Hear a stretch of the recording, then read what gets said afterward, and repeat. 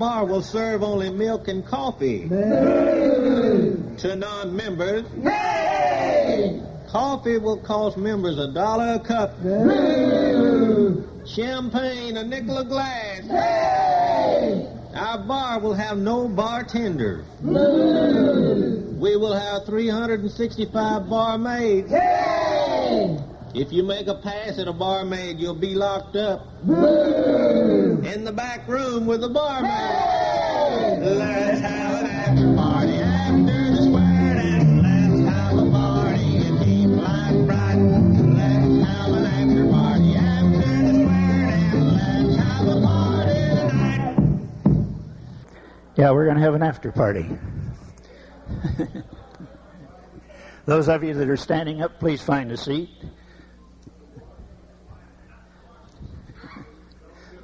Boy, that got a lot of attention. Hey, you fellas standing back there having a private conversation, would you please have a seat, please? Yeah. Yes, those guys there.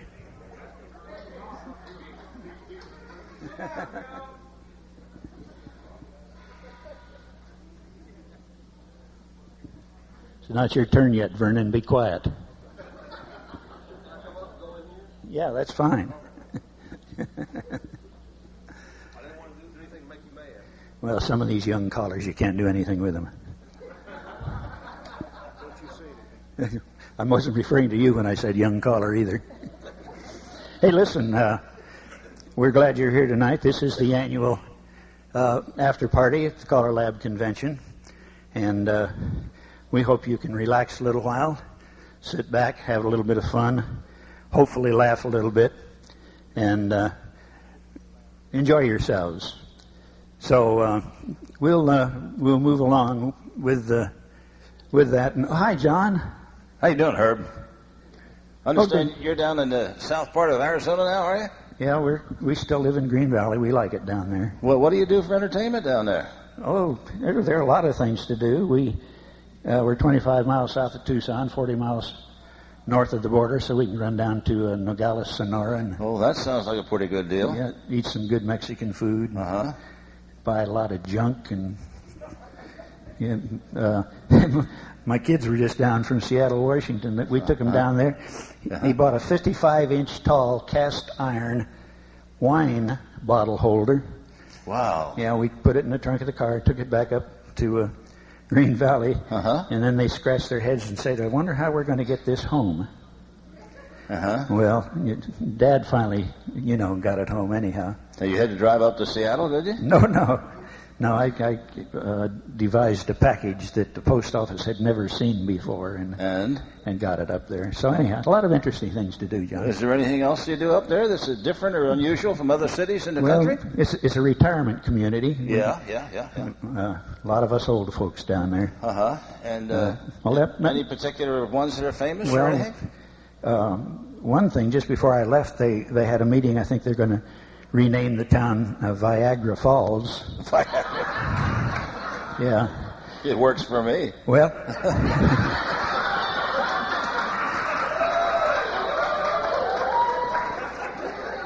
Is that true, Freddie? Well, they even designed a plaque.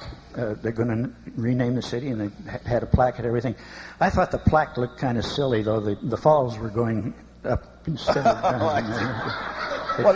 It didn't look right. Well, is it like Florida where they have a lot of slow drivers? Well, Helen Keller's alive and well down there. Periodically you see her sitting there in the automobile. She's peeking through her steering wheel, coming down the wrong side of the road. And she's fairly active down there. And is there anything else that you do? I mean, what else do you do? You must do something else besides watch Helen Keller driving. No. Well, we watch everybody. There's an ad in the paper about a week ago. The fellow was selling a 1993 Lincoln Continental. And the ad said, mint condition, turn signals never used. So that sounds like a good deal. And that's very good. We got a lot of cars down there like that.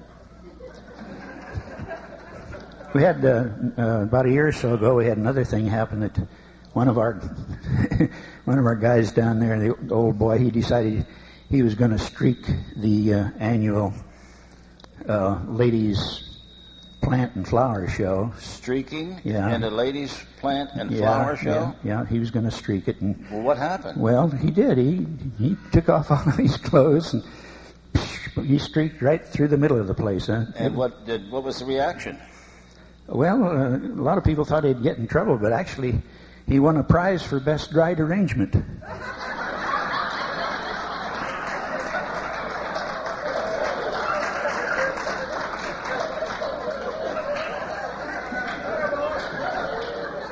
It's an interesting place, John. It certainly sounded. Yeah. Is it kind of informal clothing and stuff? Yeah, quite often. Anything unusual about the clothing down there?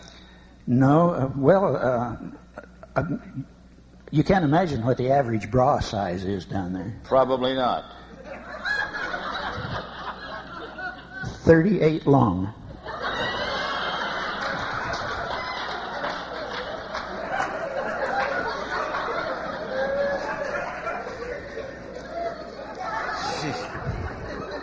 I just can't imagine that. Well, it's a sight to behold, huh?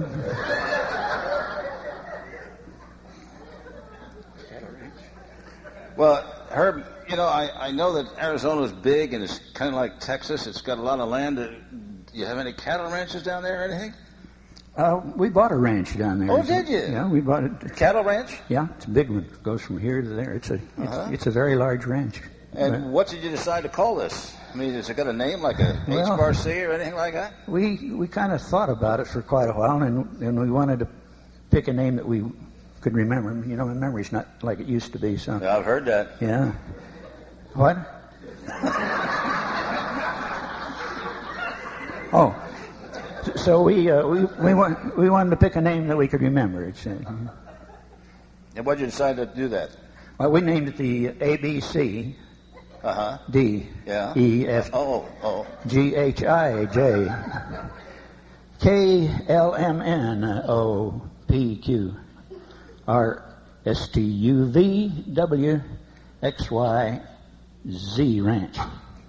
Well, I imagine there are not too many people to try to copy that brand. No, not too many. It's very unique. You got a lot of cattle down there with that brand on it? We don't have very many cattle. Very few cattle. How come? Well, not too many of them survive the branding.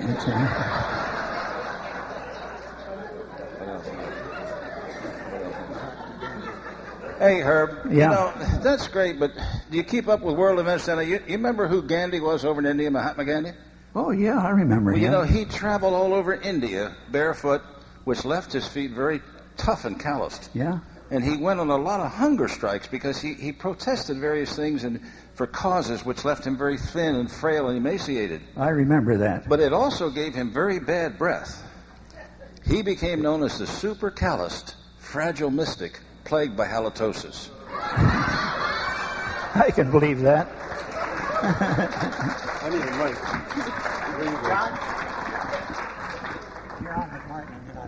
Okay. Hello, John. Hi, Martin. How are you? Oh, confused as usual. Confused? What are you confused about, Martin? Well, I've just been wondering, where did people go back to before they invented the drawing board?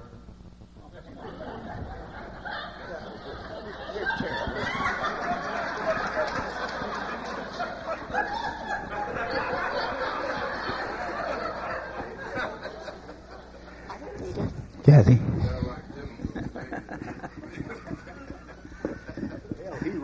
I'm Herb Egender, if I haven't had the pleasure of meeting some of you. This is my wife, Kathy. And again, we welcome you, and we'll move on. Thank you, Kathy.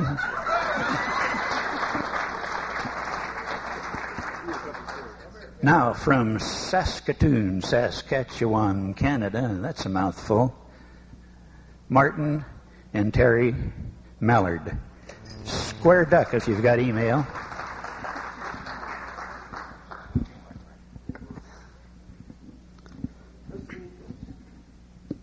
I got to turn it on first. It's the first lesson on calling.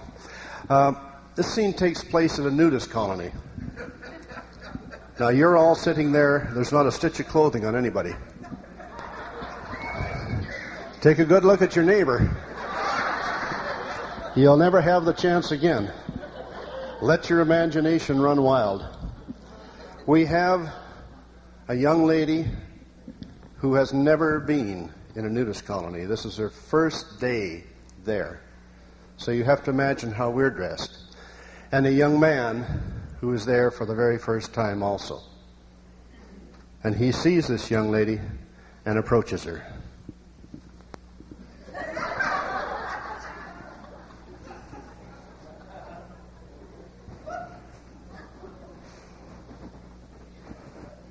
Hi. Hi. You're new here, aren't you? Sure am. Don't those people out there look sort of different? Yeah, they sure do. Never been in a place like this before. I wonder what they do for entertainment. Have you been here very long? Well, I noticed that they play tennis. Some of them. I'm not going to comment on that. I see a few of them walking. Does that look like a good pass? Look at that couple over there. Yeah. Real swingers.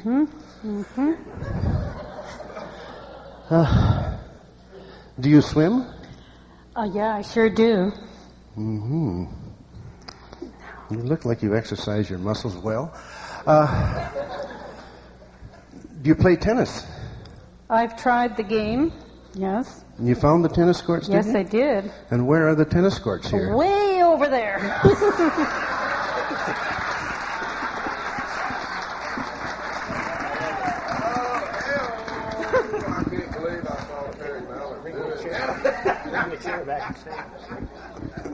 Who needs a mic?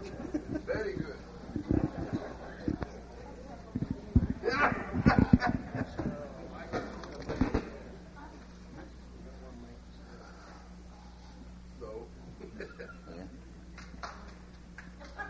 Hi, Herb. How you doing? Hi. What do you got in the box, Herb? I got baby chicks in here. Baby chicks in there. Yeah. Be quiet, huh? Yeah. Full of baby chicks. And you going to go into business with them or something? Well, you know, people going on low-fat diets now, and I figure I just make a lot of money by raising chickens. So these are all baby chicks. And Good luck. yeah, I got to be on my way. So I'll see you later, John. Okay, Herb. Bye-bye now. Yeah, bye.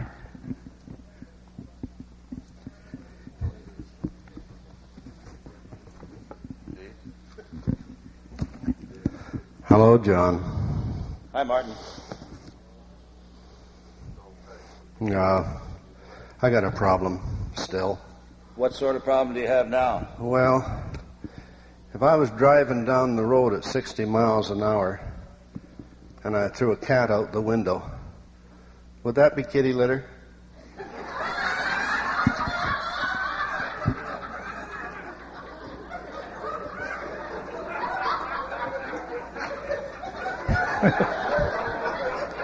Forget it, John. We're not going to help him.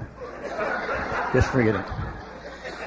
So, ladies and gentlemen, from Sierra Vista, Arizona, Mr. Bill Williamson.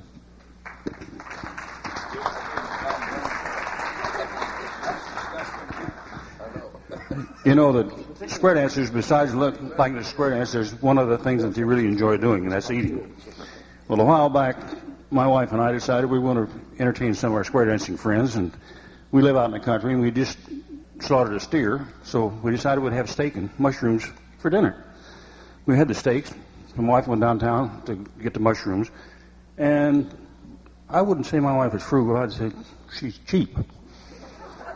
And she wouldn't pay the price for mushrooms. She come back and told me that, and I said, well, the San Pedro River runs out down across our property down there, so go down and pick some. She said, I wouldn't know a mushroom from a toadstool. I get the wrong one. I said, well, go down and pick some, fix them, and feed them to a rover. If he turns out he doesn't get sick all day long, you know they're all right. So she said, okay, she fed him roll over just fine all day. So we had the party that night, and we were just about finished eating, and the maid come in and said, Mrs. Williamson, old Rover just died. So, oh my goodness, panic set in. We called 911. They sent out the fire department, the ambulance from the hospital. Since there were so many of them, they couldn't transport them to the hospital, so we pumped their stomachs right there. We got through with this, and the maid walks in and said, boy, that's a terrible way to end a party. You know that guy hit all over, didn't even stop.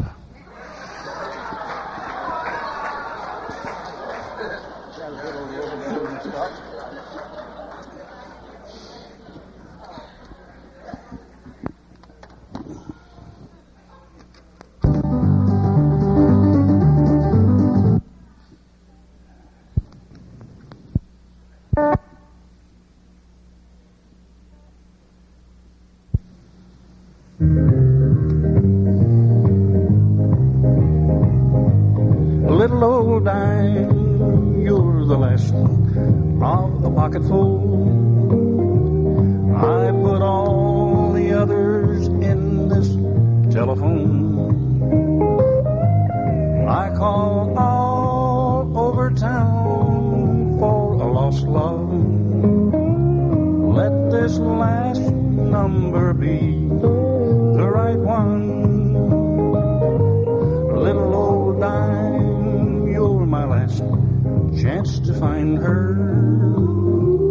and I'm placing all my last hopes on you. Let me tell her I'll always be waiting, just in case things don't work out with someone new. Little old dime, please don't disappoint me. I can't call anymore, you're my last dime. Tomorrow she'll be gone with her new love, and I just gotta talk to her one more time.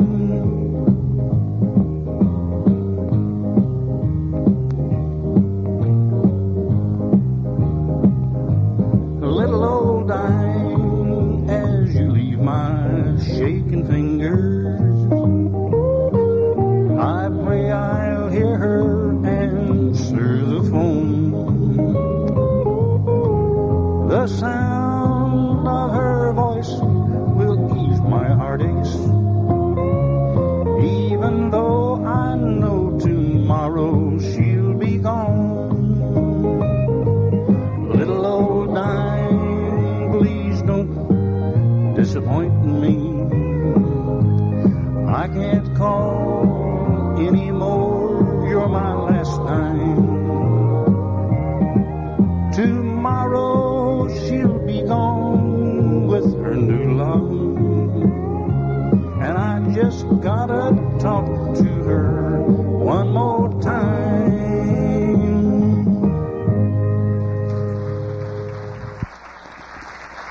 Thank you.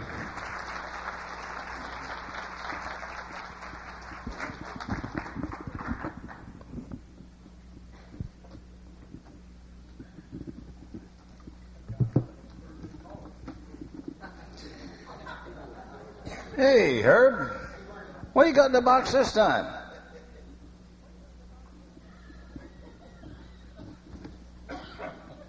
Well, John, I got baby chicks in there. Baby chicks in there? Yeah, baby chicks. Well, how you doing with your project? Well, you know, those other baby chicks, Yeah? they all died. They died? Yeah. What happened? I don't know, maybe I planted them too deep. Planted them too deep? Yeah, well, I watered them and everything. You watered baby chicks that you planted into the earth? Yeah, you know, I wanted them to grow. And? I don't know. The guy down at the feed store said I should not have used the lawnmower. Oh. So I guess I'll just have to try again sometime. Okay, well, good luck in your next venture. Okay.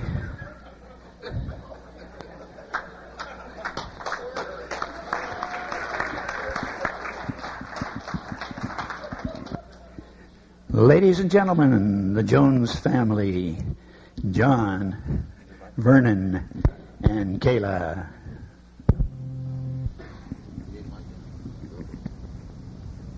I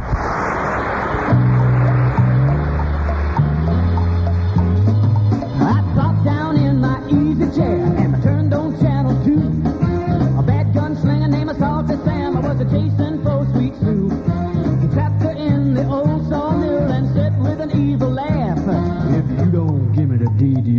ranch, I'll saw you all in half. And then he grabbed her. He tied her up. He turned on the buzz saw.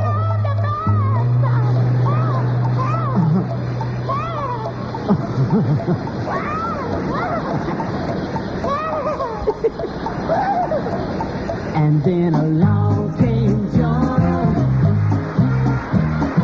coughing John,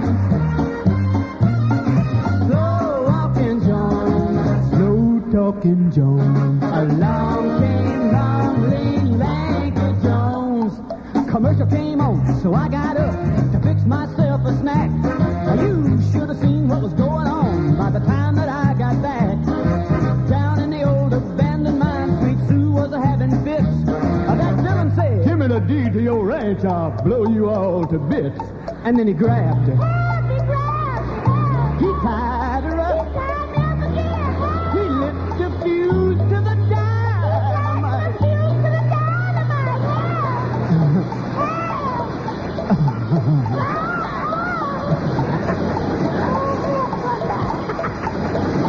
And then along came John, talking John, slow walking John, slow talking John. Along came long, lean, lanky John.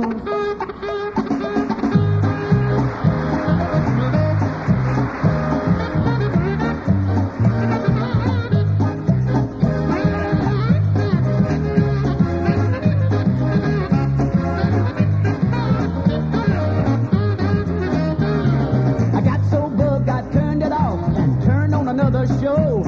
But there was the same old shoot 'em up and the same old rodeo.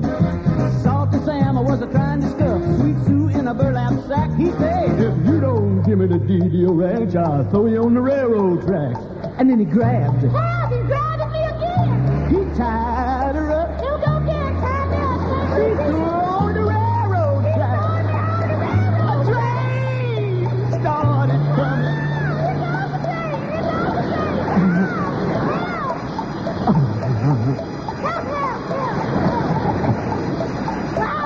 And then along came John, talking John, slow walking John, slow talking John. Along came long, lean, lanky Jones. Along came long, lean, lanky Jones. Along came long, lean, lanky Jones.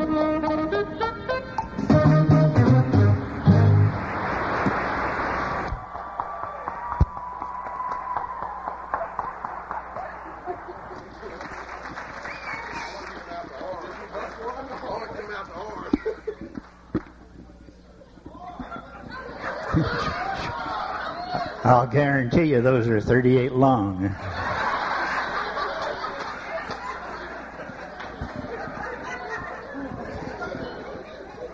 Well, John.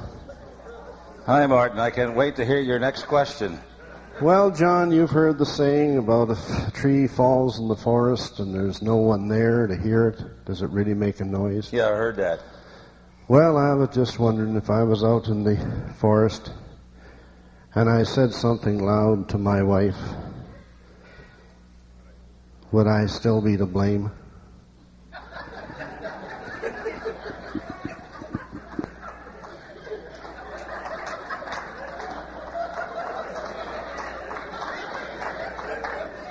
Beats me.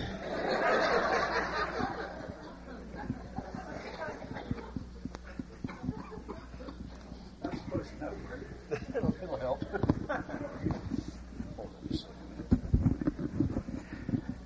Freddie Kaltenthaler from Pocono Pines, Pennsylvania.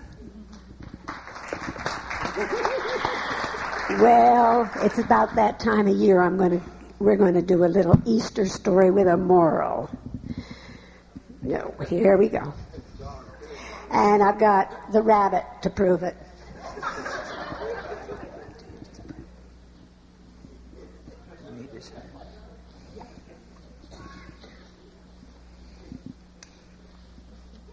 Little bunny foo-foo hopping down the bunny trail, scooping up the field mice, popping them in the head. Down came the good fairy. And she said, little bunny foo-foo, I don't like your attitude, scooping up those field mice and bopping them in the head. I'm going to give you 2 chances. No more scooping up and bopping.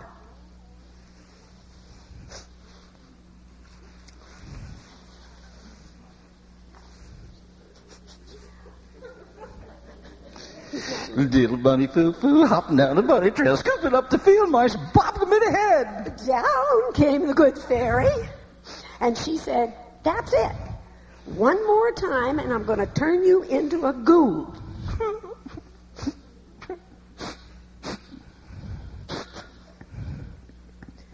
I hate snuffling. Little bunny foo-foo hopping down the bunny trail, scooping up the field mice and bopping them in the head. I said, no more. I'm going to turn you into a goon. And the moral of the story is hair today, goon tomorrow.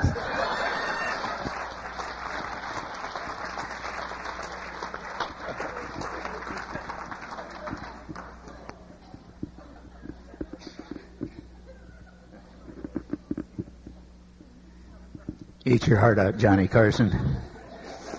All right. Can we have everybody kind of move up and fill in the chairs, please? Come on, move up. We need you. What? That really got a lot of Is this response. mic working? I say, yeah. Is this mic on? Move it on up. Come mic on down. Will all of my helpers help me divide this audience out here into 8 parts? 8 parts. Yeah. First 2 rows will be 1. Next 2 rows will be 2. Let's go 2 rows by 2 rows. 2 rows by 2 rows. That sounds like a good deal. You guys in the first row. You're in the second row. You're all number 1s. You got that? All number 1s stand up. All right. Good. Some of you aren't playing over here. Okay, you can sit down. Next 2 rows will be next 2 rows. Huh? Yeah, that's right. Both sides. Both sides. You're going to run out before you get to 8, sir? No, I need 4 on each side. 4 groups on each side. Okay. 4 groups on each side. Yeah. 4 groups on each side. Number 2 then. Those 2 are 2. Your 2 rows here, number 3s. Get number 3s. Okay? Number 3s stand up. That's very good. Hey, John and Martin. If you don't understand what we're trying to do now, we need 8 groups of people, 4 on each side. See? If you don't know... 2 rows here, your number 5s. Number 5s. Stand up 5s. I only need 4 on each side. 4 on each side. Yeah, but you got 4 and 4 is 8. Yeah, 4 and 4. Yeah, okay. All the rest of you guys are 7. 7 stand up.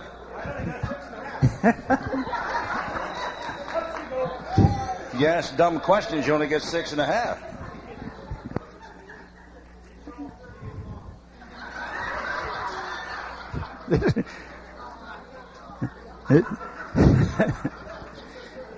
This is very much like the lady that backed into the airplane propeller. It's a disaster.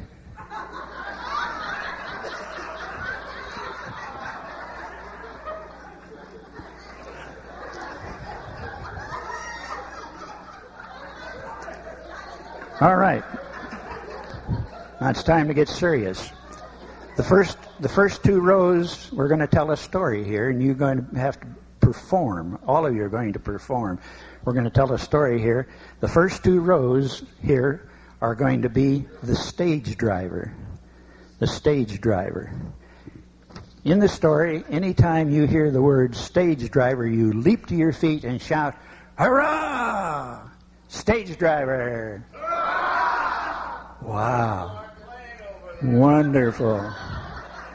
The next...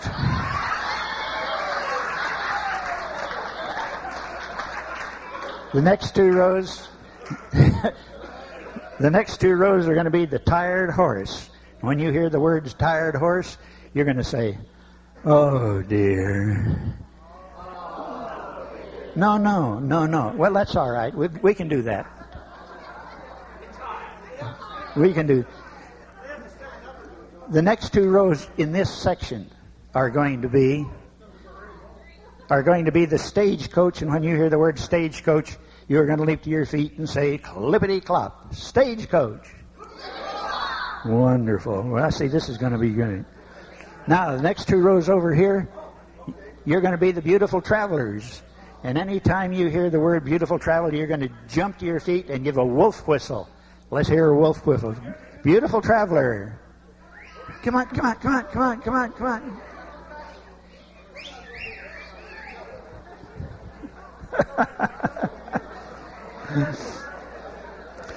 Okay, over here, the next two rows are going to be Santa Fe. When you hear the word Santa Fe, you'll jump to your feet and cry, the Great Southwest, Santa Fe. Boy, there's a prime group right there. Next group over here, next two rows over here are going to be Hillary Hoedown, and when you hear the words Hillary Hoedown, you will say, aha, Hillary Hoedown. All right. The next group over here, next two group over here, you're going to be the bandit. When you hear the word bandit, you're going to leap to your feet and go, grrr, bandit.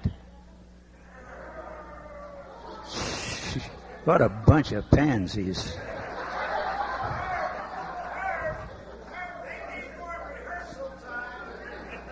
Don't have time. Now, the last people over here, I reserve for you the absolute prime part in this entire story because you are going to be the cavalry officer. And when you hear the word cavalry officer, you will leap to your feet and go, da-da-da-da-da-da, cavalry officer. All right. Oh, good. Well, thank you for coming. That's the end of it. Oh, no, I guess we ought to do this story, shouldn't we?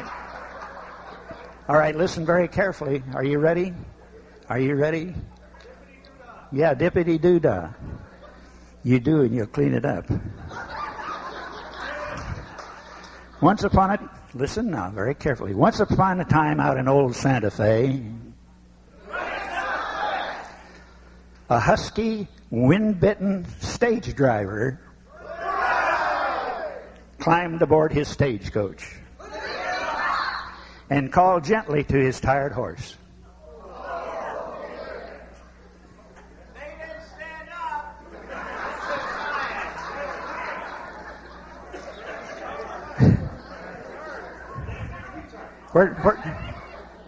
Where did I lose control? I think it was quite a while ago. Listen now, the stagecoach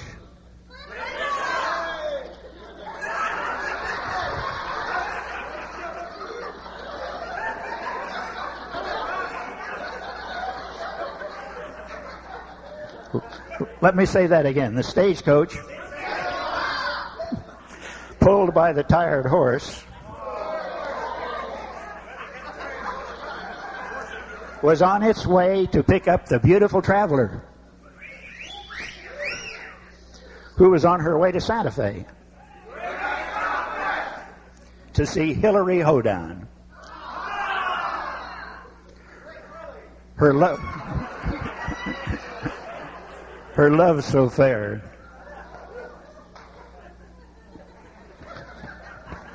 Wait till they... Never mind. The stage driver stopped his stagecoach in front of the hotel and rested his tired horse.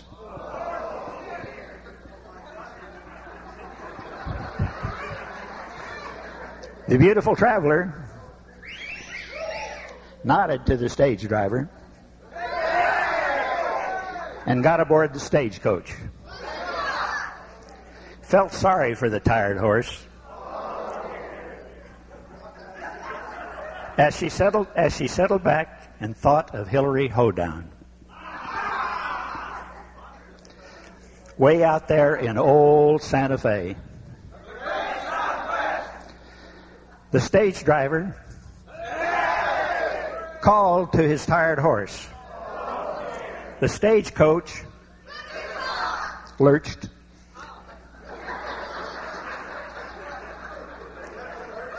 The tired horse dashed on in a frenzy, and soon the stagecoach and the stage driver settled down for a long run as they thought of the beautiful traveler going to Santa Fe to marry Hillary Hoedown.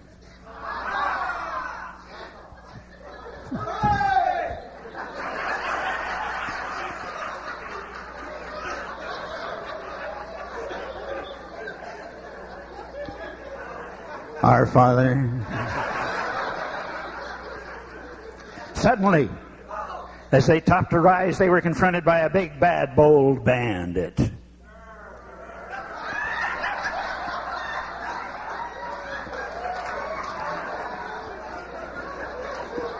I said a big, bad, bold bandit. I didn't say a big, bad, bold bandit.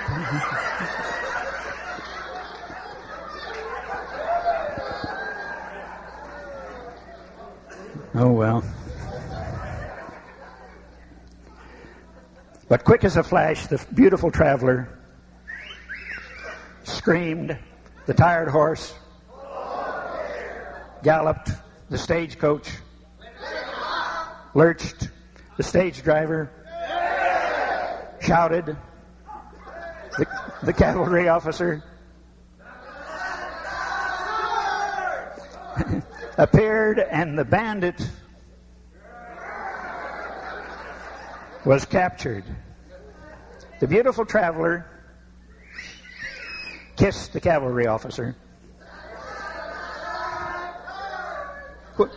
which was all right, for the cavalry officer was really Hillary Hoedown, who married the beautiful traveler as soon as a stagecoach drawn by the tired horse arrived in old Santa Fe.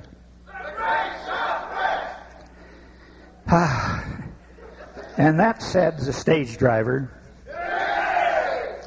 is why they call a big happy gathering a hoedown. Thank you for coming, and good night.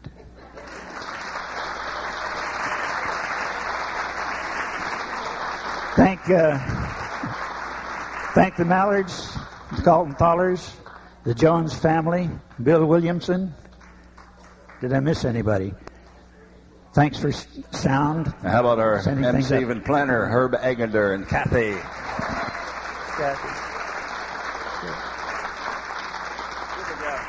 Thank you, friends. Good night.